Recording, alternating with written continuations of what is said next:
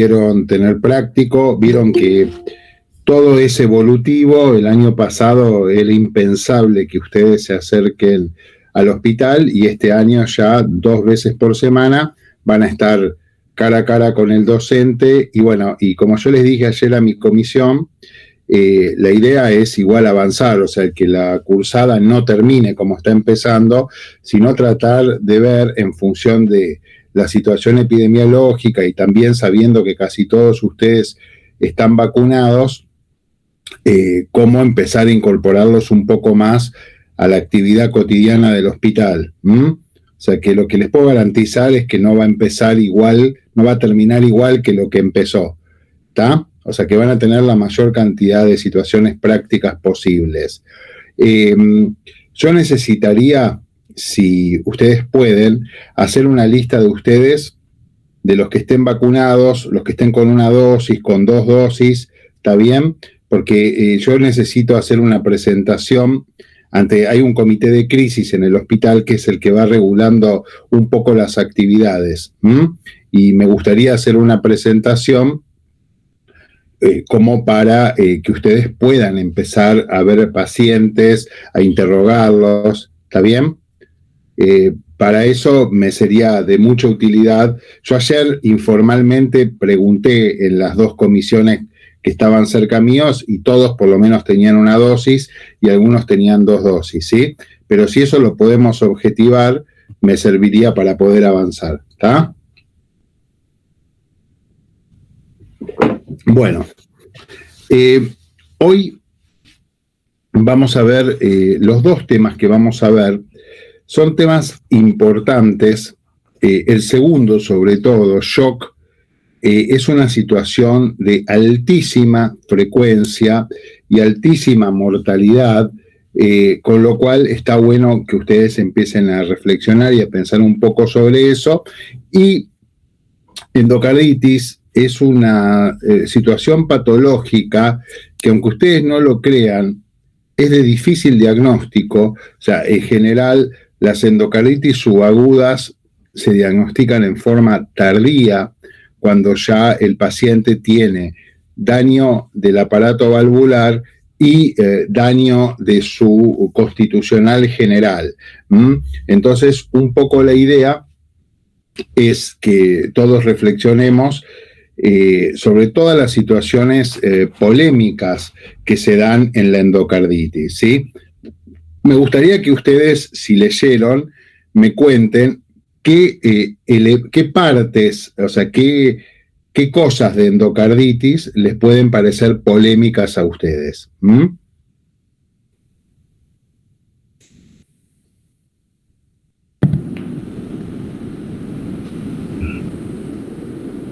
Bueno, por el tiempo de evolución, por ahí, a mí me pasa un poco arbitrario, o sea, cuando se aguda, cuando se aguda, por ahí. Bien. Y la clínica, por ahí, no es muy específica, o sea, como que se superpone con muchas otras cosas.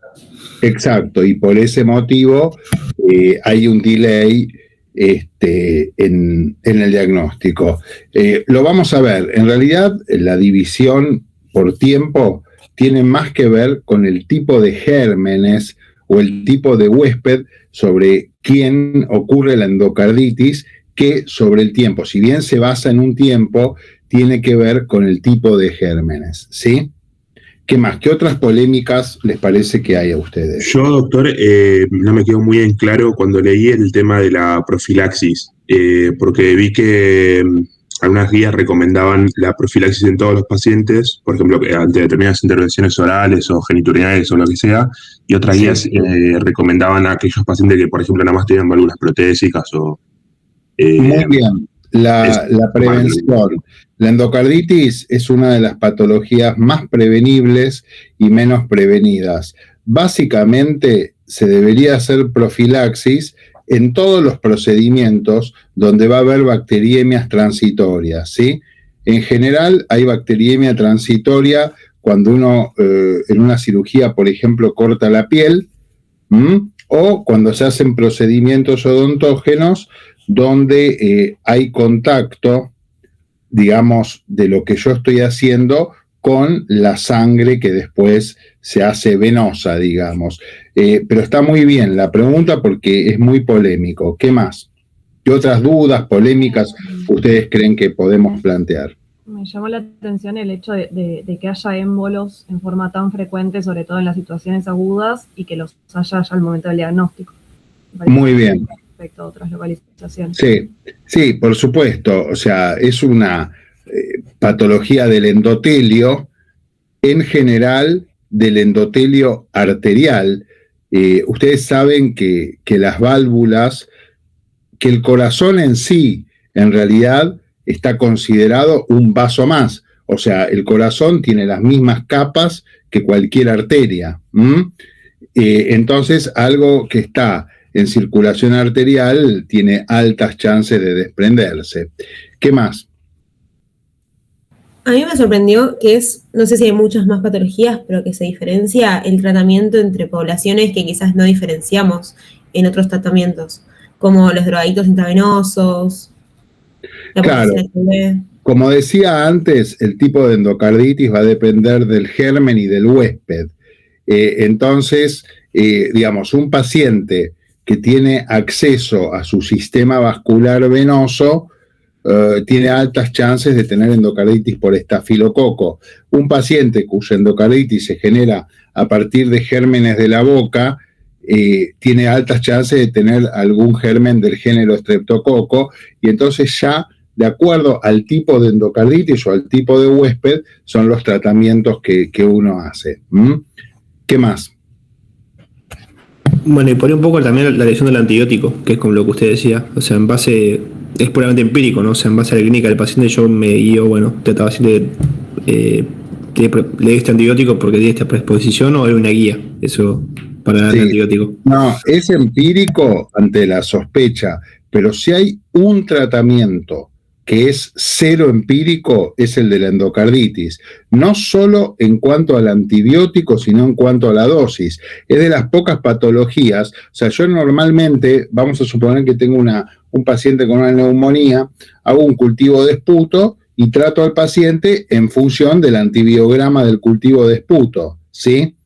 En la endocarditis, esto no es suficiente, porque el principio, la mayoría de los antibióticos, el 99,9999, son bacteriostáticos. Lo único que hacen es concentrarse mucho en un tejido e inhibir en ese tejido el crecimiento de la bacteria hasta que el cuerpo logra vencer a la infección, ¿sí? En el caso de la endocarditis, el sitio donde se tiene que concentrar el antibiótico es en la sangre que encima está en movimiento, con lo cual no es una cuestión de si el germen es sensible al antibiótico, sino si yo puedo lograr una concentración, aunque sea bacteriostática, en la sangre. Entonces, en la endocarditis siempre se van a usar dosis muchísimo más altas que la que ustedes están acostumbrados.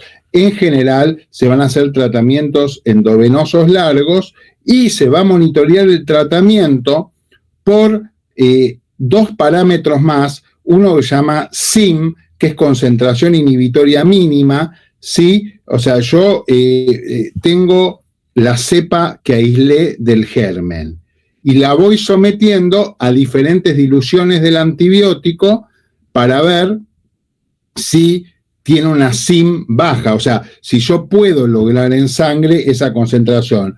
O PBS, poder bactericida del suero. Yo voy a usar el suero del paciente y voy a ver cuando inhibo el crecimiento del 50% de las bacterias. Entonces,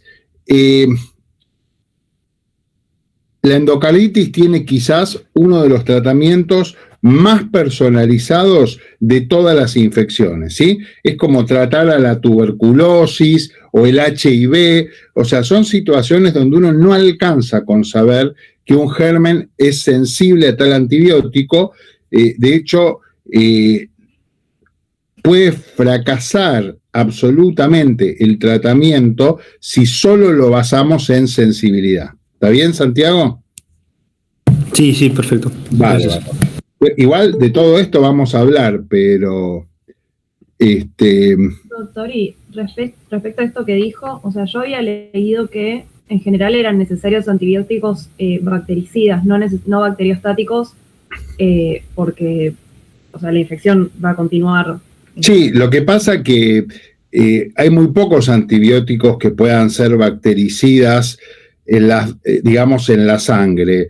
Por eso ustedes van a ver, cuando hablemos de tratamiento, que muchas veces las primeras 48 horas, por otro lado, los tratamientos son largos, duran 4 semanas por lo menos, con lo cual, por ejemplo, yo le puedo dar un aminoglucósido, pero si yo le doy 4 semanas un aminoglucósido a un paciente, tengo muchas chances de dejarlo sordo o de mandarlo a diálisis. Entonces se combina, se pueden dar las primeras 48 horas un tratamiento que sea bactericida, fuertemente bactericida, y después, aunque sea, intentar lograr una dosis bacteriostática.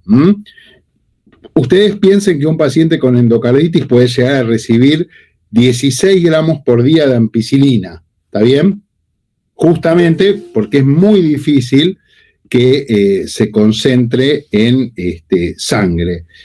O sea que por supuesto que se trata de elegir tratamiento bactericida, pero no siempre se logra, a pesar de usar altísimas dosis y por vía endovenosa. ¿Qué más? Hasta ahora no me plantearon la mayor controversia que hay en endocarditis. A mí me llamó la atención el tema de la endocarditis, pero con hemocultivos negativos, Sí. el cómo hacer tanto el tratamiento y cómo identificar el agente, porque había el tema de si era de difícil cultivo o si el mismo antibiótico que había podido tomar había hecho que el hemocultivo era negativo. Entonces ahí como que no supe bien cómo encarar. Eso es así. Hay gérmenes que crecen en medios, digamos, bastante enriquecidos, y por otro lado, quizás el inóculo que hay en la muestra de hemocultivo hace que el germen no crezca. De todas maneras, si nosotros tomamos los hemocultivos correctamente y el paciente tiene endocarditis, la sensibilidad del procedimiento es del 95%, o sea que solamente queda un 5% que va a requerir estos medios enriquecidos. Son los gérmenes que se llaman del grupo HASEC, que es un acrónimo de toda una serie de gérmenes que después vamos a ver. Igual, actualmente, Raquel, ¿vos preguntaste esto o Mariana? Sí, era Mariana, actualmente los sistemas de cultivo han cambiado radicalmente, o sea, todos los sistemas de cultivo utilizan técnicas de medicina nuclear, o sea, uno toma la muestra del hemocultivo, por ejemplo, en un frasco que tiene algún nutriente del germen unido a una sustancia radioactiva. Entonces, si hay actividad metabólica, rápidamente el sistema la percibe y ya salta como positivo. Esto ha permitido adelantar muchísimo los tiempos de positividad de los cultivos y además, de acuerdo al frasco en el que lo inoculás, tener rápidamente los resultados. Hay un frasquito que viene para todos los gérmenes HASEC y listo. O sea que esto ha cambiado un poco. Endocarditis con cultivo negativo, si bien obviamente existe, es una rareza en la actualidad. Pero tu punto es muy bueno, porque piensen que uno puede hacer el diagnóstico de endocarditis sin los hemocultivos positivos. Endocarditis, la única forma de diagnosticarla fehacientemente es con la anatomía patológica y el cultivo de una válvula, cosa que normalmente no hacemos. O sea que siempre el diagnóstico de endocarditis va a ser un diagnóstico por criterios, ¿sí? Y muchas veces se puede hacer el diagnóstico, como vamos a ver en la charla, sin tener hemocultivos positivos, o tener hemocultivos positivos de una modalidad que no sea la modalidad que más frecuentemente se ve en la endocarditis. Bien, y como, si bien a mí me gusta más este tipo de charla que darles la clase, voy a contarles la última gran polémica, como para después, sí podemos seguir debatiendo, pero con la clase, para que ustedes tengan todos los conceptos más claros. La otra gran polémica de los endocarditis es cuando se opera un paciente con endocarditis, ¿sí? Le diría que esa es la polémica madre.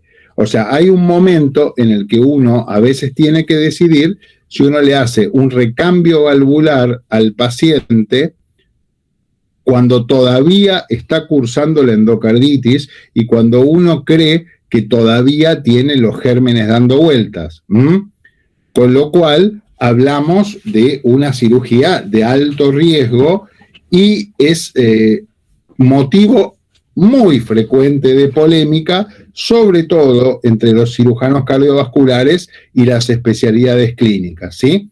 Llega un momento de la evolución que los clínicos quieren operar al paciente y los cirujanos cardiovasculares no.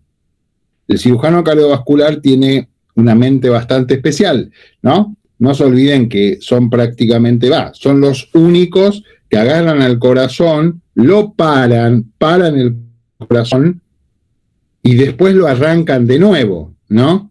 O sea, que ya tenés que tener la cabeza part-time volada para poder hacer eso, ¿no? O sea, decirle a un tipo, bueno, te voy a parar el corazón, o sea, vos vas a estar muerto técnicamente, un aparato te va a mandar más o menos la sangre y cuando yo quiero, ¡boom!, te lo vuelvo a prender. Bueno, esa gente no le gusta tanto que la gente que operan se muere. Los cirujanos cardiovasculares se manejan muchísimo por estadísticas. Hay patologías que solo pueden operar los grupos que tienen tal mortalidad, ¿entienden? O sea, la cirugía cardiovascular es muy dinámica, no es que todo el mundo opera todo, ¿sí? Si yo tengo 7% de mortalidad para el recambio valvular mitral, no me van a dejar cambiar una válvula mitral porque yo necesito tener 1,5% de mortalidad. Entonces, estos casos siempre empeoran las estadísticas de los cirujanos y les da mucha bronca tener que operar. Siempre tienen el criterio mágico de que se va a resolver clínicamente. Esperen un segundo que me tocan la puerta. Hola. Vení, Carla. Vení.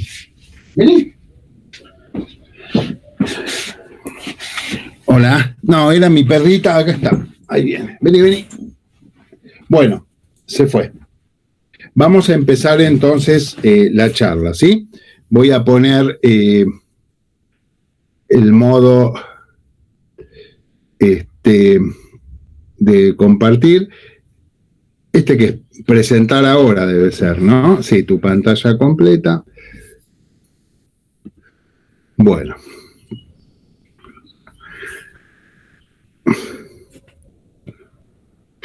Ahí ya ven la pantalla, ¿no? Sí, se está viendo. Bueno, muy bien. Entonces, ahora vamos a empezar. Bueno, entonces, ¿ven la presentación de la clase? Sí, ahí se ve. Bárbaro. Bueno, entonces, la clase esta la presento siempre con un primer caso clínico que era como yo veía las endocarditis cuando tenía la edad de ustedes, ¿sí? Que ahora se lo voy a poner. Es un paciente de 45 años, consulta por astenia y disnea, que comenzaron hace aproximadamente 3 meses y progresaron lentamente. Hace 2 meses vio otro médico que le dijo que tenía anemia leve y le dio hierro en cápsulas. Tiene anorexia y perdió 5 kilogramos de peso. No tiene antecedentes cardiovasculares, excepto por un soplo cardíaco que le diagnosticaron en la infancia. No tiene antecedentes de hipertensión y diabetes, no fuma y no tiene dislipemia. No refiere abuso de drogas y no toma ninguna medicación. Hace 6 meses se le extrajo una muela que tenía un absceso. Esta era la presentación típica de un paciente con una endocarditis por gérmenes del género Streptococo. Sigue siendo la presentación típica, pero lo interesante es que cuando yo tenía la edad de ustedes, el 70 u 80% de las endocarditis eran producidas por este germen y actualmente no más de un 30% son producidas por este coco, en desmedro de las endocarditis por estafilococo, que son las que son prevalentes ahora. O sea que hubo un cambio en la modalidad de endocarditis que uno ve. Antes veía endocarditis subagudas y ahora ve, o crónicas, y ahora ve todas endocarditis agudas, ¿sí? O sea, aumentó muchísimo la prevalencia del género estafilococo como colonizante de piel y mucosas, y lo que es más preocupante, aumentó muchísimo la prevalencia de estafilococo meticilino resistente de la comunidad. Entonces, esta situación, que era la más frecuente, ha dejado de ser la más frecuente. De todas maneras, hay muchas cuestiones que eran típicas. Los pacientes siempre habían consultado previamente a médicos que no consideraban que tenían una situación grave, porque era un paciente joven, no parecía estar enfermo. Incluso en este caso, el médico que lo vio le hizo análisis y le dijo que tenía anemia y le dio hierro sin avanzar para nada en el estudio. El paciente dice que en la infancia tenía un soplo cardíaco, con lo cual podemos presumir que tiene alguna valvulopatía congénita, y la verdad no tiene ningún otro antecedente, salvo que 6 meses antes había tenido un procedimiento odontológico sin profilaxis.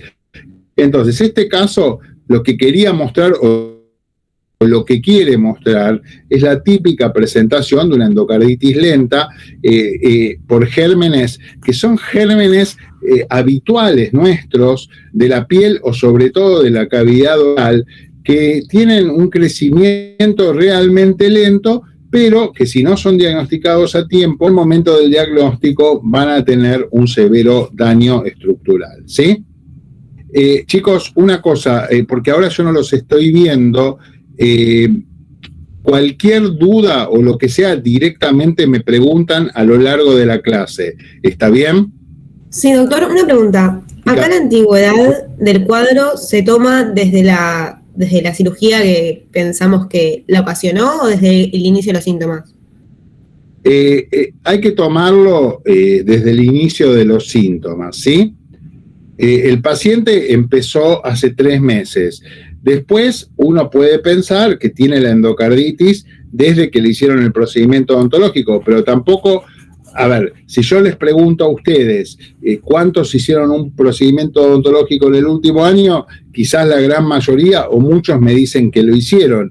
Entonces, a veces puede tener que ver o a veces no. Entonces, como todo en la clínica, uno pondría que la enfermedad actual comienza hace 3 meses y que como antecedente de la enfermedad actual uno podría poner el antecedente del soplo cardíaco en la infancia y el antecedente del procedimiento odontológico. ¿Está bien?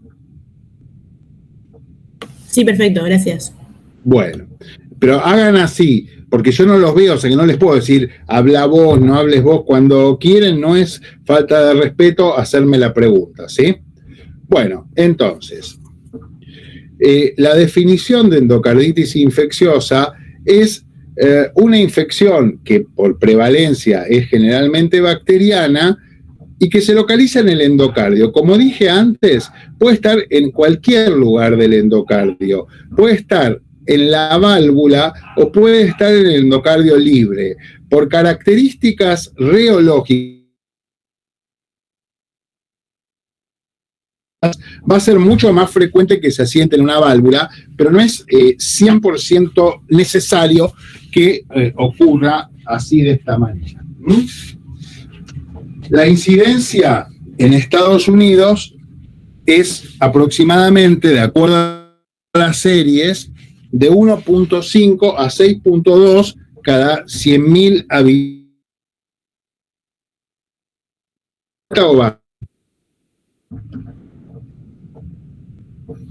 O sea, vamos a poner en números redondos entre 2 y 6 cada 100.000 habitantes.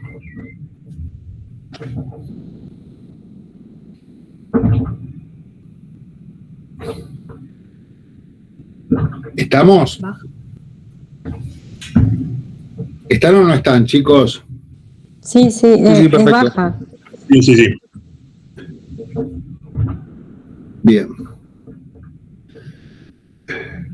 Bueno, ¿qué les parece?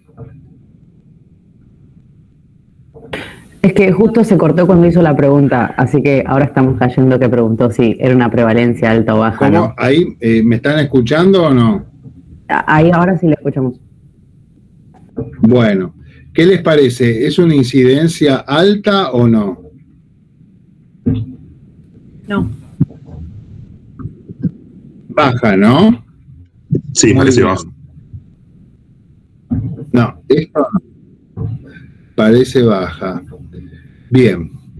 Y yo no, ahora en este preciso momento, viene la parte que por la torpeza generacional, ahí está, uno no encuentra. Muy bien. Fíjense la incidencia de otras patologías en Argentina. O sea, se infartan 190 pacientes cada 100.000 habitantes, tienen una ACV 270 pacientes e incluso tienen tuberculosis 25 pacientes. O sea que la tuberculosis en Argentina tiene 10 veces más incidencia anual que la endocarditis. O sea que el primer concepto es que no es una patología frecuente. Muy bien. Como hablábamos antes, hay muchísimas formas. Básicamente uno la puede clasificar si es una endocarditis de válvula nativa o es una endocarditis que se asienta en una prótesis.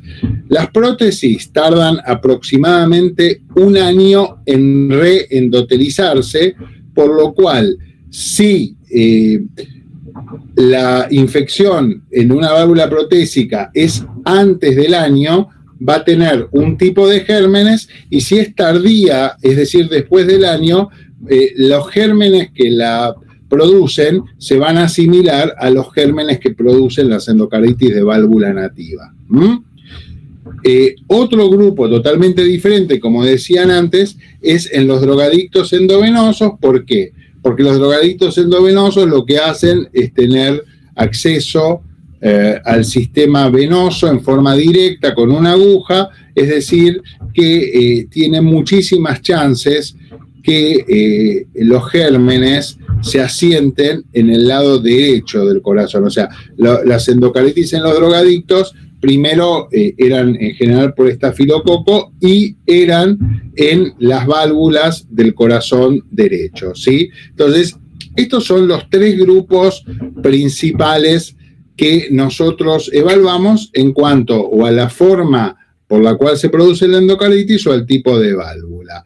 La de válvula nativa, acá viene el problema, es que si es una endocarditis aguda, son aquellas que se diagnostican por la severidad de los síntomas dentro de las primeras 2 semanas, si es subaguda dentro de las 5 semanas, y se habla de crónica. Hay un limbo, igual que en la diarrea, entre las 5 o 6 semanas y los 3 meses, y crónicas son las que duran más de 3 meses. Esta clasificación es arbitraria porque, sobre todo en el caso de las subagudas y las crónicas, depende de la sagacidad de los médicos para diagnosticarlas. Entonces, la endocarditis es subaguda porque es producida por un germen del género Streptococcus, pero si tardaron 6 meses en diagnosticarla, se debería clasificar como crónica, y la realidad que fisiopatológicamente es subaguda, ¿sí?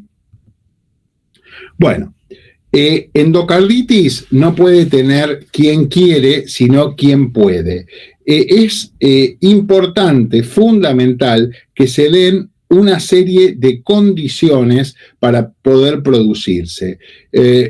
Primero que nada, la superficie endocárdica tiene que tener algún tipo de daño para que el germen pueda asentarse, porque si bien la producción, o sea, ¿por qué estos gérmenes producen endocarditis y no otros? Tiene que ver con que son gérmenes que tienen una alta adhesividad, no alcanza solo con la alta adhesividad, porque nosotros cada vez que nos cepillamos los dientes tenemos una pequeña bacteriemia y no por eso tenemos endocarditis. O sea que nuestra superficie endocárdica tiene que estar dañada. Esto puede ocurrir por un jet de alta velocidad que pase a través de una válvula enferma, por ejemplo, o por material extraño que ya genere turbulencias como un catéter endovenoso o una válvula protésica. Estas serían las tres situaciones principales. Esta situación hemodinámica genera que se forme un trombo estéril, un trombo como cualquier trombo del cuerpo, donde no tiene nada que ver la bacteria y que la bacteria que ingresa a la circulación sanguínea se adhiera a ese sitio lesionado y con trombo, ¿sí? Esto sería lo mismo. La lesión endotelial genera la presencia de inmunocomplejos, depósito de fibrina y una endocarditis no bacteriana, ¿sí? Cualquier maniobra que genere traumatismo de la piel o mucosas va a generar una bacteriemia transitoria. Doctor, perdón, sí. Disculpe, hay un compañero para entrar, acaba de poner el grupo. Bien.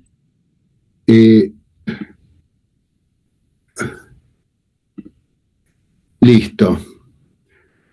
Muy bien, sigamos, por favor. ¿Ahí me ven de nuevo, chicos? Sí. Bueno, entonces, esta bacteriemia transitoria se va a adherir. A ver, esperen que no sé por qué ahora. Ahí está. Bueno, tiene una serie de efectos especiales que no me gustan ahora. En vivo está bueno, pero así no está bueno. Entonces,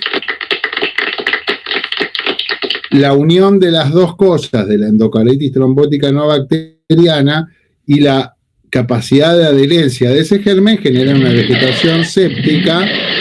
Esto es horrible, perdonen el sonido, después lo saco. La vegetación séptica va a destruir la válvula, ¿sí? Y va a dar las manifestaciones cardíacas de la endocarditis. Como hablábamos antes, la vegetación, por otro lado, se puede desprender y dar embolia pulmonar, si es una endocarditis derecha o sistémica, ¿sí? O puede tener una embolia intraarterial y dar lo que llaman los aneurismos micóticos, las metástasis sépticas. Y por la bacteriemia persistente se pueden formar inmunocomplejos y dar lo que se llaman manifestaciones no infecciosas extracardíacas de la endocarditis. Entonces, en este cuadro resumo todo lo que ocurre en la endocarditis, desde cómo se produce hasta el tipo de manifestaciones que vamos a encontrar. Y como decía un compañero, o sea, un paciente que tiene una vasculitis cutánea o el vaso grande o una glomerulonefritis puede estar cursando una endocarditis, con lo cual muchas veces el diagnóstico diferencial es dificultoso. Las vegetaciones, como ustedes pueden ver... ¿Hola? ¿Alguien dijo algo? Sí, le hago una pregunta respecto a patogenia. Sí. ¿Necesariamente siempre hay formación de un trombo estéril previo a la infección? Porque yo había leído que, por ejemplo, con Staphylo aureus, que ahora veo que es como muy prevalente, no necesariamente tenía que haber un trombo estéril previo. ¿Eso es así? Sí, el Staphylo, muy bien, el Staphylo aureus tiene alta adhesividad y alta invasividad y puede, en circunstancias muy particulares, directamente colonizar la superficie valvular o la superficie endocárdica no valvular sin necesidad de trombo. Es correcto eso. En general, la mayoría de las explicaciones fisiopatológicas o del conocimiento fisiopatológico se da para las endocarditis subagudas, que eran las altamente más prevalentes. Después, cuando avancemos en la charla, van a ver que el estafilococo, las manifestaciones clínicas son las de cualquier sepsis, ¿sí? O sea, tienen más que ver con la generación de sepsis que con toda esta situación. Bien, ¿querías decir algo más? No, nada, gracias. Bueno, pero me encanta, por favor, que se saquen las dudas, ¿eh? No se repriman. Muy bien, entonces, como pueden ver, las vegetaciones realmente destruyen el aparato valvular. Esto es una válvula protésica, fíjense, no es una cosita de 3 milímetros, ¿sí? Bueno, esto, hay muchas cosas que es texto para que ustedes después lo lean, pero acá se observa todos los lugares donde puede haber alteración del flujo, que no solo es, por ejemplo, donde va a haber una estenosis o una insuficiencia valvular. Acá este paciente, por ejemplo, tiene una comunicación interventricular y puede haber una endocarditis, que es la que dice B, justamente donde está la comunicación interventricular. O, en este caso, el paciente puede tener insuficiencia mitral y puede tener una endocarditis en la pared libre de la aurícula, porque ya el chorro de insuficiencia va produciendo daño de endocardio. O sea, lo importante es eso, es entender que en cualquier lugar donde las condiciones hemodinámicas se alteran y hay flujo turbulento, se puede o se suele asociar la endocarditis. Entonces, los gérmenes que sí. Interrumpa, ¿podría repetir el punto A? ¿Correspondería al lado donde está el flujo más lento? No. O sea, del otro lado. Donde dice A es la válvula aórtica, ¿ves? Esto es el callado aórtico. Acá hay insuficiencia aórtica, hay daño valvular y se puede producir ahí. O sea, en estenosis, insuficiencia aórtica.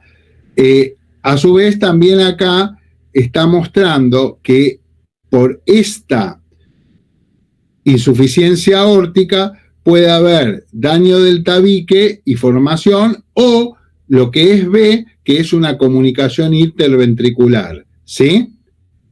¿Me entendiste ahí? Sí, ahí va. Gracias. Bueno, entonces, quedamos que los gérmenes, para poder producir endocarditis, van a tener que tener acceso al torrente sanguíneo. O sea, no es cualquier germen, tienen que sobrevivir en la circulación, tienen que tener una gran capacidad de adherencia, por eso son ciertos gérmenes y no otros, y también va a importar el tamaño del inóculo. Yo les dije a ustedes que nosotros estamos teniendo todos los días de nuestra vida, varias veces por día, bacteriemias que nunca llegan a endocarditis. Entonces, esto era lo que nosotros enseñábamos hace 25 años, ¿sí? Que los gérmenes del género Streptococo ocupaban aproximadamente el 70% de las causas de endocarditis y Estafilococo no era superior al 20%. La incidencia actual es esta. Fíjense como solamente el género Streptococo nos puede explicar el 25 a 35% de las endocarditis, y el género Estafilococo podría llegar hasta el 70%. Fíjense el bajísimo porcentaje del resto, o sea, lo que hablábamos antes, como el cultivo negativo suele ser menor al 5%. ¿Sí? Esto tiene que ver con muchos factores. Como les dije antes, primariamente con la emergencia de cepas resistentes en la comunidad, con el alto uso de antibióticos que hace que todos terminemos colonizados, nuestras mucosas y nuestra piel, con este tipo de gérmenes, con la gran cantidad de procedimientos invasivos que se realiza la gente, etcétera, etcétera. Pero si uno no entiende esto, no puede entender endocarditis. Si uno estudia endocarditis de la forma clásica, no puede entender lo que ve ahora. Obviamente, estos estafilococos que tienen más adherencia, más invasividad, más tiempo de supervivencia en la sangre, se comportan más como una sepsis de cualquier origen que como una endocarditis con todo lo que clásicamente explicamos, ¿sí? Acá están los gérmenes raros. Esto voy a ir muy rápido, pero para que vean que lo tienen por si lo quieren estudiar de acá, pero piensen que entre todos estos gérmenes no son más del 5% de todas las endocarditis, y ahora, antes de diagnosticar un germen del grupo HASEC, era complicado, había que hacer miles de cultivos, y actualmente eso se logra con estos métodos automáticos que hay ahora muchísimo más fácil. Incluso uno puede hacer PCRs, que obviamente no es cultivo. Hay PCR, qué sé yo, para 30 gérmenes diferentes. Entonces, uno puede establecer si tiene parte del genoma de cualquiera de estos gérmenes en esa muestra y orientar los cultivos específicos hacia esos gérmenes. Con lo cual, el tema del no diagnóstico etiológico es cada vez más infrecuente.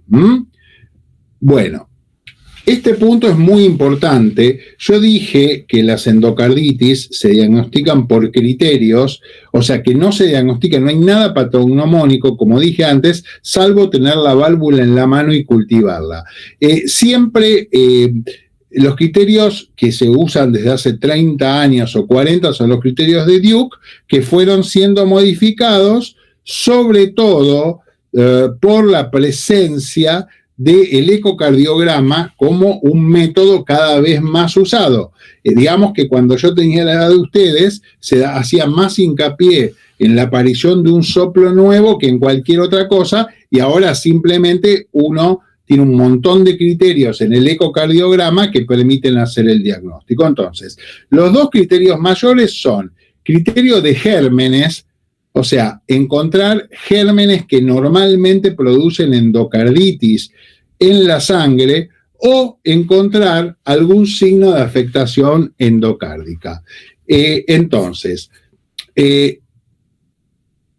si yo obtengo en 2 hemocultivos seriados un germen del grupo Strepto, del grupo HASEC o del grupo Staphylo, ya lo tengo que considerar criterio mayor, salvo que el paciente tenga otro foco primario evidente. ¿Qué sé yo? Si el paciente tiene un accidente de tránsito y tiene una osteomielitis y una celulitis, no lo considero. Pero si el paciente no tiene otro foco evidente y en los hemocultivos aparecen estos gérmenes, yo considero que es un criterio mayor de endocarditis. También puede pasar que tenga cultivo positivo para otros gérmenes en cultivos separados por más de 12 horas, ¿sí? O tener 3 o 4 hemocultivos positivos para otros gérmenes separados por al menos 1 hora. Entonces, 2 cultivos para los gérmenes que habitualmente producen la endocarditis, o 2 cultivos separados por 12 horas para cualquier germen, o 3 o más cultivos positivos separados por 1 hora para cualquier germen. Todo esto se considera criterio mayor de endocarditis.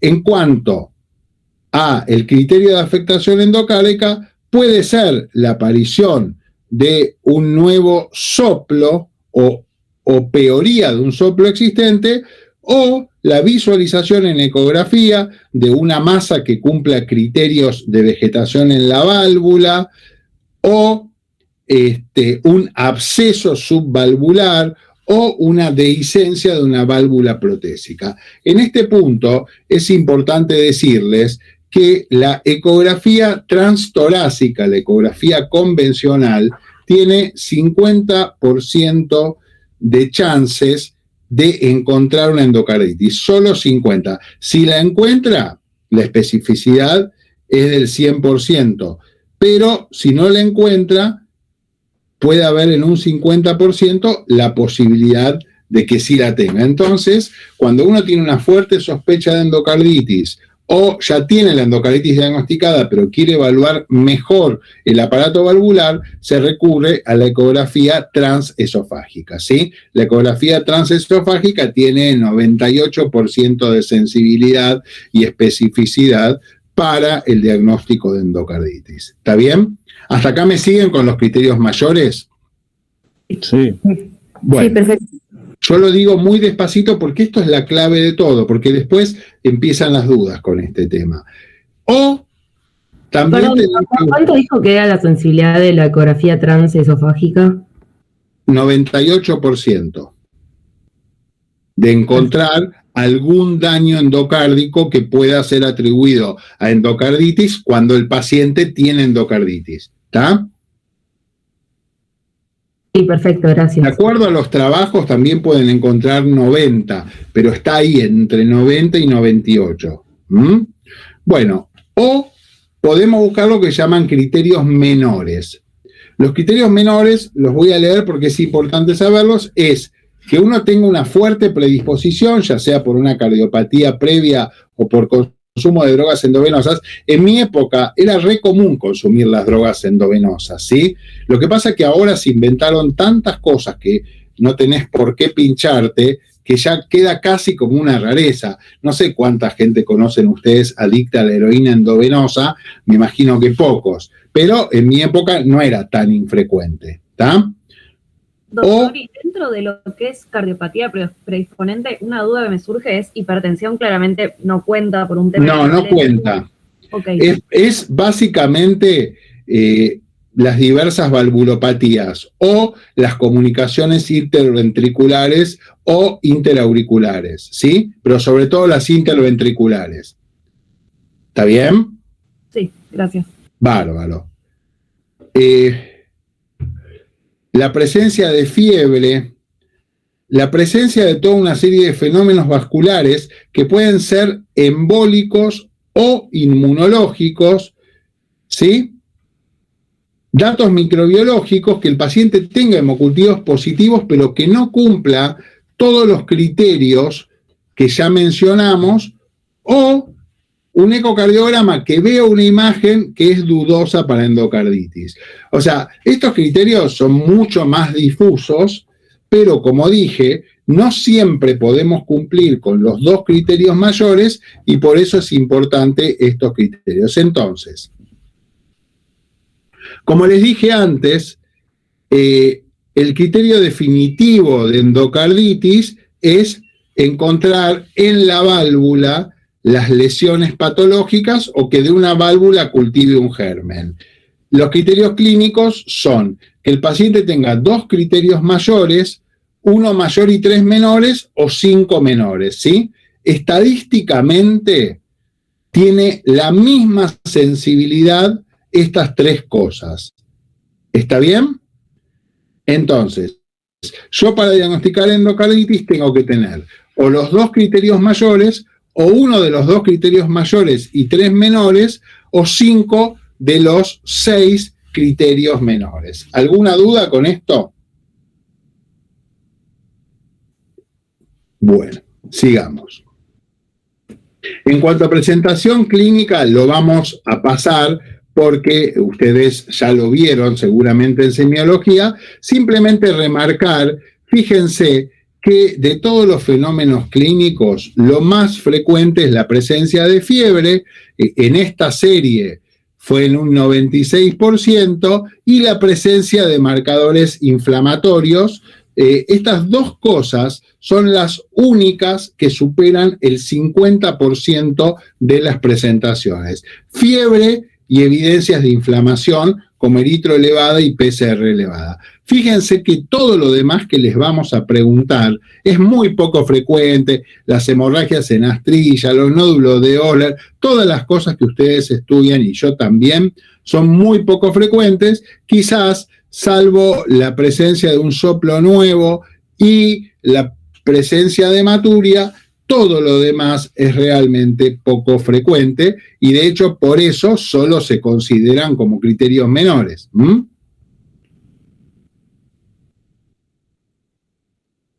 Todo esto es más de semiología que de ahora. Les muestro simplemente que pueden de acá sacar toda la descripción de cada tipo de las lesiones y vamos al diagnóstico. Entonces, como dijimos antes, con hemocultivos en medios comunes se diagnostica el 95% de las endocarditis.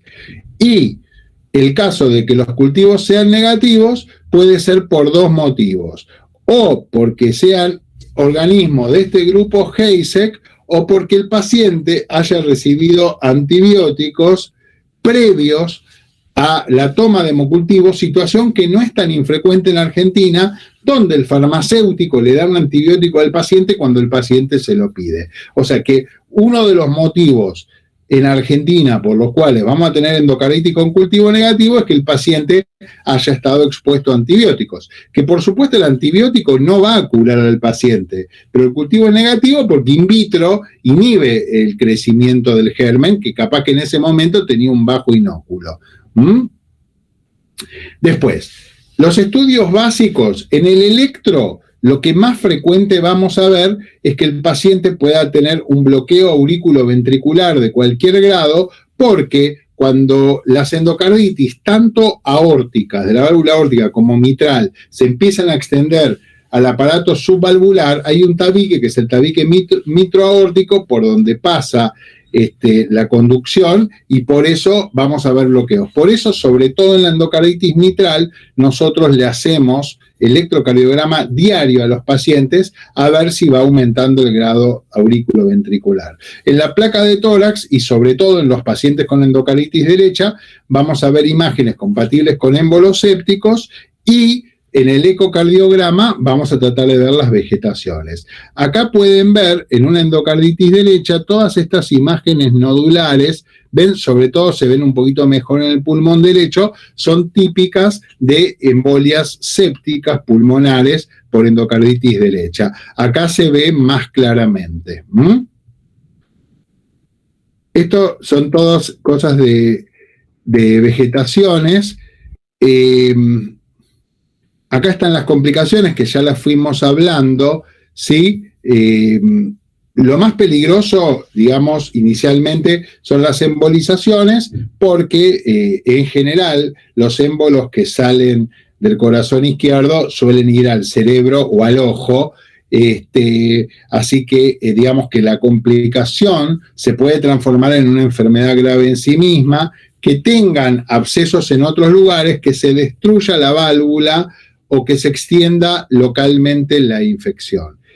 Bueno, esto no vamos a hablar, ahora vamos a empezar con el tratamiento, así podemos terminar más o menos en horario. Chicos, ustedes ya tienen mi mail todos, porque yo les mandé la explicación por mail. Si después, en cualquier momento de la cursada, les surge cualquier duda de lo que hablamos, me pueden escribir un mail y yo se los contesto, o nos conectamos por WhatsApp y le contesto, ¿sí? Entonces, los criterios del manejo de la endocarditis son, primero, que va a tener que recibir el paciente antibióticos endovenosos por un tiempo prolongado. Si bien ahora hay esquemas que acortan este tiempo, hay esquemas que dan 2 semanas de tratamiento endovenoso y después tratamiento vía oral, lo clásico es tratar a los pacientes entre 4 y 6 semanas por vía endovenosa. Todo el tiempo hay que estar controlando la infección, es decir, por ejemplo, hay que ir sacando hemocultivos. Lo peor que puede pasar es que un paciente tenga hemocultivos persistentemente positivos a pesar del tratamiento antibiótico, o que aparezca una metástasis séptica en otro lado, etcétera, etcétera, y hay que evaluar todo el tiempo el grado de destrucción valvular que la endocarditis va produciendo para ver si en algún momento esta endocarditis se transforma en una endocarditis de tratamiento quirúrgico. Entonces, este es un esquema que no necesariamente es el único, y es lo que decíamos. Si uno tiene que tratarlo empíricamente, empieza dándole vancomicina, por lo que les hablé ahora de la alta prevalencia del estafilococo METI-S de la comunidad y le da gentamicina, por lo que yo les expliqué que la gentamicina genera un efecto bacteriostático rápido.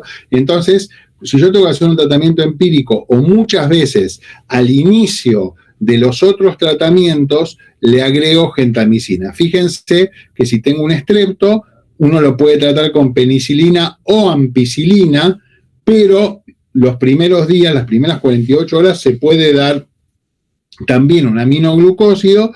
Los estáfilos obviamente va a depender si son meticilinos sensibles o resistentes. Doctor, fíjense, sí. perdón que lo interrumpa, una consulta. Entiendo yo que cuando usted habla de estreptococo sensible a la penicilina es porque ya tiene, digamos, resultados de cultivos, ¿no? Entonces adapta el tratamiento. Exacto.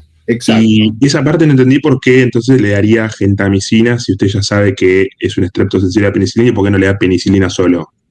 Porque la penicilina sola no suele lograr efecto bactericida, sino bacteriostático. ¿Está bien? Ah, está bien, claro. La gente como les dije antes, uno trata a los pacientes por SIM, que quiere decir concentración inhibitoria mínima, o sea, que eso es totalmente bacteriostático, y no por PBS, que es poder bactericida del suero. ¿Tá? Igual en Argentina prácticamente no se usa la penicilina y se usan altas dosis de ampicilina, ¿sí? Y la gentamicina se usa solo las primeras 48 horas. Después no se observó ningún efecto beneficioso y se van multiplicando los efectos adversos. ¿Está? El tratamiento de la endocarditis es súper dinámico y hay 10 médicos todo el tiempo pensando en el paciente, ¿sí? O sea, sí. Perdón, porque leí que son excepcionales los casos en los cuales hacemos tratamiento empírico por el hecho de que después nos quedamos sin la posibilidad de hacer hemocultivos. ¿Cuáles serían los casos en los que usted recomendaría empezar un tratamiento empírico? Tengo un paciente que viene con sepsis grave, tiene un soplo, le saco hemocultivos y empiezo empíricamente con este tratamiento. Okay, empírico se refiere a dos cosas: o a que no obtengamos resultado, o a el tiempo que hay desde que empiezo a tratarlo hasta que tengo el resultado de los cultivos. ¿Está? Okay. ¿Te quedó más o menos? Sí, sí. No es que empírico quiere decir yo no voy a hacer cultivos. Empírico puede querer decir estoy esperando el resultado de los cultivos, pero como ya les expliqué a los alumnos, el 70% de las endocarditis son por estáfilo y la prevalencia de estáfilo METI-S de la comunidad es cada vez más alta, entonces empiezo cubriendo con banco. O puede no llegar a ser un estáfilo, pero como el paciente está séptico, por las dudas se lo doy, o la verdad que los hemocultivos vienen persistentemente negativos, necesito empezar a tratar. ¿Está? Y en esos casos me aseguro que en esa primera muestra se estén cubriendo los ASEC, ¿no? Sí. Ok.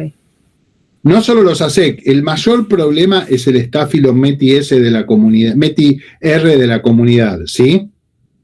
Los humanos hemos logrado que un germen que solo se veía en las terapias intensivas de alto uso de antibióticos y alta invasividad tenga una altísima prevalencia en la mucosa de cualquiera de nosotros. ¿Está? Hay un germen que se llama Enterococo banco R que se creía que iba a terminar con la humanidad. O sea, la gente empezó a estar colonizada. O sea, si yo, repito, como médico doy antibióticos ante cualquier situación, o como farmacéutico doy antibióticos porque me lo pide el paciente, llega un momento que creamos supergérmenes, ¿sí? El estáfilo METI-R no es un supergermen, pero es muy difícil de tratar. Pero el enterococo banco R es un supergermen porque tiene un mecanismo de resistencia que no hay ningún antibiótico que lo pueda vencer. ¿Está bien? ¿Entienden a lo que voy? O sea, nosotros generamos una situación altamente dañina para nosotros mismos en relación al tipo de gérmenes que conviven con nosotros sin producir enfermedad hasta que la producen.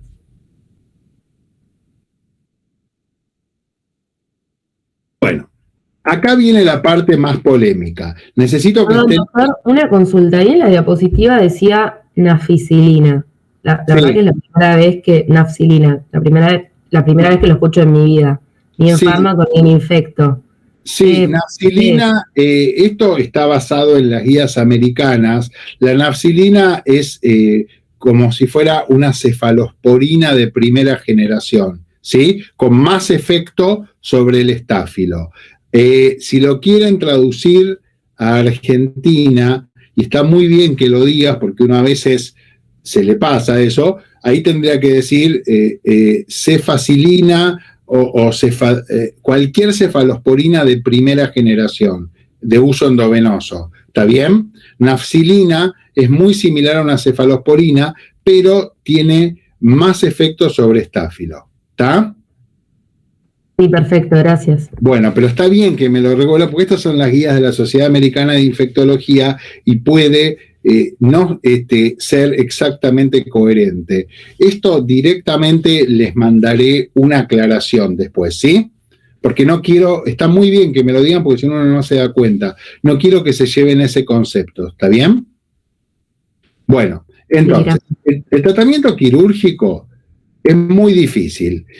Vamos a suponer que se basa en general o que el paciente tenga severa insuficiencia cardíaca o que ya tenga una extensión importante del aparato subvalvular o que tenga embolismos incontrolables, ¿sí?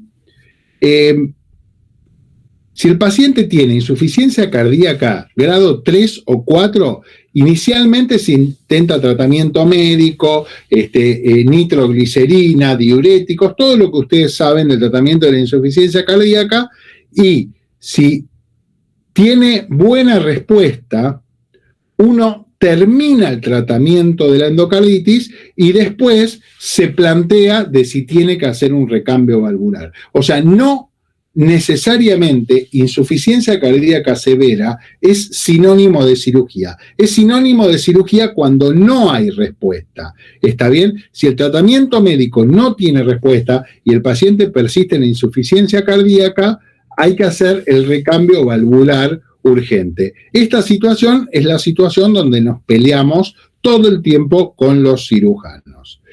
Ahora, si el paciente tiene un grado más bajo de insuficiencia cardíaca, hay que hacer tratamiento médico que en general estabiliza al paciente, se termina el tratamiento antibiótico y después se define el recambio valvular.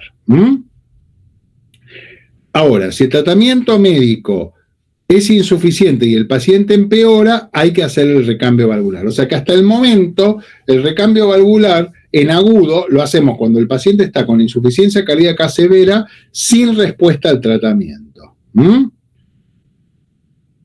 Si el paciente desarrolla insuficiencia aórtica aguda severa, severa es un criterio ecocardiográfico, aunque el paciente no esté con edema agudo de pulmón refractario, uno tiene que hacer la sustitución, porque ese paciente no va a poder estar 6 semanas con tratamiento antibiótico y nada más, ¿sí? En general, las endocarditis micóticas no se puede alcanzar ninguna concentración curativa y son indicación de sustitución valvular. Esas son las indicaciones prácticamente clase 1. Después hay un montón de indicaciones que son súper discutidas, que es que tenga insuficiencia valvular aguda, por ejemplo, no insuficiencia aórtica severa, y que sea difícil de controlar, o que la prótesis empiece a tener dehiscencia y disfunción, o que el paciente persista con criterios de sepsis más allá de 10 días del inicio del tratamiento, o que tenga organismos muy, muy complicados de manejar y que no observemos una respuesta temprana al antibiótico, o lo que les dije antes, que ya veamos que la infección se trasladó a todo el aparato protésico y periprotésico, o que el paciente tenga embolismos a repetición sin poder controlarse y que siga teniendo vegetaciones móviles en el ecocardiograma. Si ustedes logran que un médico cirujano cardiovascular opere a un paciente con estos criterios, les doy el premio Nobel de Medicina, porque es imposible, o sea, nadie opera a estos pacientes, ¿sí? Acá está de nuevo las diferentes evidencias. Fíjense, las de clase 1 son las que ya hablamos, después están las 2A y 2B, como para que ustedes vean que realmente en los casos que puse al final es muy difícil convencer al cirujano y a uno mismo de que requiere operarse, ¿sí? Esto léanlo con tranquilidad, es más como texto que yo les doy que otra cosa. Para terminar, y rápido porque después vamos a descansar 5 minutos, ¿qué es la profilaxis de endocarditis? Bueno, para saber ¿qué es la profilaxis? Tenemos que saber qué pacientes tienen riesgo de desarrollar endocarditis. Por ejemplo, ya hablamos, los huéspedes inmunocomprometidos o pacientes que tienen algún tipo de daño endocárdico son los pacientes de riesgo. En esos pacientes, si tienen una infección en cualquier lugar del cuerpo, hay que tratarla rápidamente para que no haya bacteriemia e implantes. Hay que tenerlos con la boca bien cuidada y lo que me preguntaban al principio, hay que hacer profilaxis en todas las situaciones que generen bacteriemias. Cuando hablamos del punto 1, ¿qué pacientes están en riesgo? Son los que tienen valvulopatías o lesiones congénitas o tienen cuerpos extraños intravasculares, ¿sí? Además, como dije antes, no solo eso es lo que favorece el riesgo, sino todas estas condiciones que están a la derecha, edad y sexo. Edad en general se habla de edades muy avanzadas de la vida. Después, enfermedades que producen inmunosupresión crónica, etcétera, etcétera, ¿sí? Entonces, todo trabajo dental que requiera, que tenga sangrado de encías o una fibrobroncoscopía o cualquier invasión de la vía urinaria o cualquier cirugía gastrointestinal requiere profilaxis de bacteriemia, ¿sí? Y acá está qué esquema se usa en cada caso. En procedimientos dentales es muy fácil porque se da 2 gramos de amoxicilina o ampicilina 1 hora antes del procedimiento. Acuérdense eso. Esos son los criterios de la ADA, la Asociación Americana de Odontología. O sea, 2 gramos de amoxicilina o ampicilina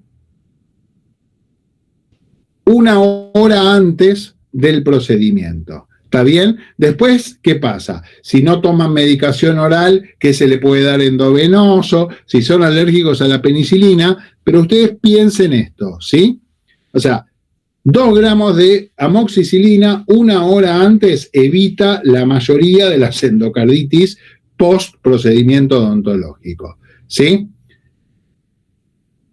Acá están el mismo gráfico en palabras.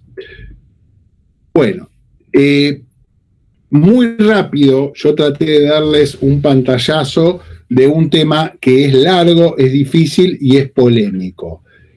¿Me quieren hacer alguna pregunta?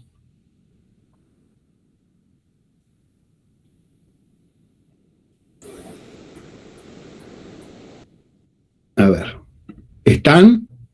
Sí, sí. Estamos acá. ¿No tienen dudas, chicos?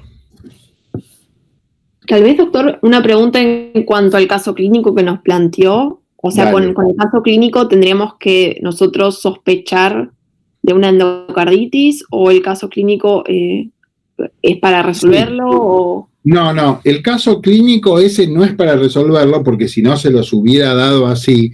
El caso clínico mostraba las dificultades que teníamos en el diagnóstico de las endocarditis subagudas o crónicas por el poco daño que le producían al paciente en el tiempo. Es un paciente que se hizo un procedimiento odontológico sin profilaxis, que potencialmente podía tener un factor de riesgo porque dice que tenía un soplo desde la infancia, que comenzó con un montón de síntomas, que vio a un médico que hasta hubo un signo orientador, que era que el paciente tenía anemia y siguió adelante, era la situación típica. Nosotros no podíamos creer cómo recibíamos e internábamos todos pacientes que tenían más de 6 meses de síntomas, ¿sí?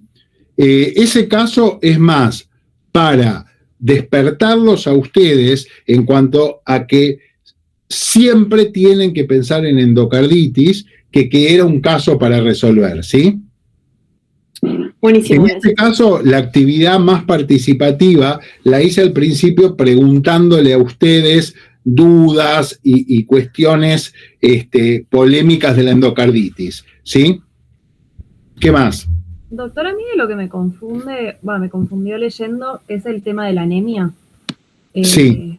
Como que en el Harrison por lo menos mencionaba la anemia como algo relativamente frecuente, imagino que por la inflamación sistémica, pero en un cuadro agudo no es rarísimo llegar a una anemia de los Sí, por eso, Mora, es más, casi todo lo que les hablamos de endocarditis es sobre lo que ahora es el 30% y no el 70%, ¿sí? Los pacientes con endocarditis subagudas que tenían 6 meses de inflamación crónica llegaban con 20 de hematocrito. La anemia en la endocarditis tiene 2 causas principales. Una es la inflamación crónica y otra es la hemólisis intravascular por el flujo turbulento que a veces ocurre en las válvulas dañadas, ¿sí?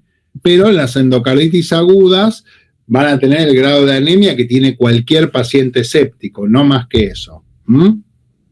Perfecto, gracias. Doctor, a mí no me queda claro, o sea, cuando viene el paciente en el consultorio y yo veo que tiene fiebre, yo antes de dar antibiótico te voy a hacer un hemocultivo, porque si yo le doy antibiótico, si después le hago un hemocultivo me da negativo probablemente, ¿no? O sea, en ese caso. No, depende. O sea, uno da muchos antibióticos empíricos cuando el paciente tiene una clínica clara. Si el paciente tiene fiebre, tiene odinofagia, y vos lo revisás y tiene abscesos amigdalinos, le das antibióticos. Lo que nunca hay que hacer es dar el antibiótico por las dudas. Viene el paciente y te dice que tuvo fiebre. ¿Y qué otro síntoma tenés? Nada más. A ese paciente no le podés dar un antibiótico. Tenés que hacer un workup para ver por qué tiene fiebre, ¿entendés? Claro, es que yo también de los síntomas que usted dijo que son frecuentes y son todos bastante, como digo, inespecíficos. O sea, la astenia dinámica, la fiebre y después la alteración de la alimentación, no sé qué más que haya dicho usted. Sí, y bueno, pero a ver, vos tenés un paciente que va al consultorio solo con fiebre. Si lo interrogás bien, podés sacar un montón de datos. Si lo revisás bien, podés sacar otro montón de datos. Desde encontrarle lesiones embólicas hasta encontrarle un soplo. Hay un punto donde uno deja de ser empírico. Si el paciente tiene fiebre y criterios de que esa fiebre pueda ser por una enfermedad relativamente severa, le tenés que decir, vaya a una guardia con una nota mía y a ese paciente le van a buscar el foco mejor, lo van a volver a revisar, le van a hacer una placa de tórax, le van a hacer laboratorio. Si el paciente tiene 30 de hematocrito y 100 de eritro, ese paciente, aunque no tenga ninguna otra clínica, le van a hacer hemocultivos y lo van a dejar en observación. ¿Entendés, Santiago? Sí, perfecto. O sea, eso es la medicina misma. En medicina uno no tiene ni que ser excesivo ni que le falte. O sea, no puedo pretender resolver en un consultorio o en un consultorio de atención primaria toda la patología, pero tampoco tengo que derivar todo. Eso es parte del arte de la medicina. O sea, hay que tratar de equivocarse lo menos posible, ¿no? O sea, ante la menor duda, siempre es mejor hacer un workup del paciente que no hacerlo. ¿Está bien, Santiago? O sea, si el paciente te dice que tiene disuria, tiene 37,2, vos le haces un le mandás a hacer un urocultivo y una vez que tomó la muestra lo podés tratar empíricamente. Pero si un paciente te dice que ya hace 2 semanas tiene fiebre todas las tardes, si vos le das un antibiótico se te debería tener que cortar la mano la primera vez, ¿entendés? La segunda vez la otra mano y la tercera la cabeza. Y sí, porque contribuís al desastre general. Pero eso es un poco, o sea, la clave de la medicina es que los pacientes no vienen con un cartelito acá diciendo lo que tienen. Los pacientes tienen síntomas o a lo sumo observan un signo y por eso consultan. Y está en el arte de ustedes escucharlo y tratar de generar un síndrome con lo que el paciente te plantea y con lo que vos revisás. ¿Está bien? Sí, perfecto. Bueno, ¿qué más, chicos? Bueno, son las 9:20 aprox. No, ¿qué hora es? 10 y... No, 9:20. A ver, ¿por qué tengo mal el reloj? 10:10 son. ¿Está bien? 9:20. 9:20. Les juro que en mi reloj ahora dice 9:20, pero antes les juro que decía cualquier cosa, dice. Ya está, 9:20. A las 9:25, ustedes, los que tienen que ir hoy al práctico, ¿están muy lejos del hospital? Yo no, pero creo que hay compañeros que sí. Pero hay compañeros que están lejos. Y yo 40 minutos, pero sí. Bueno, bárbaro. Entonces, lo máximo que vamos a terminar la otra clase es 50 minutos.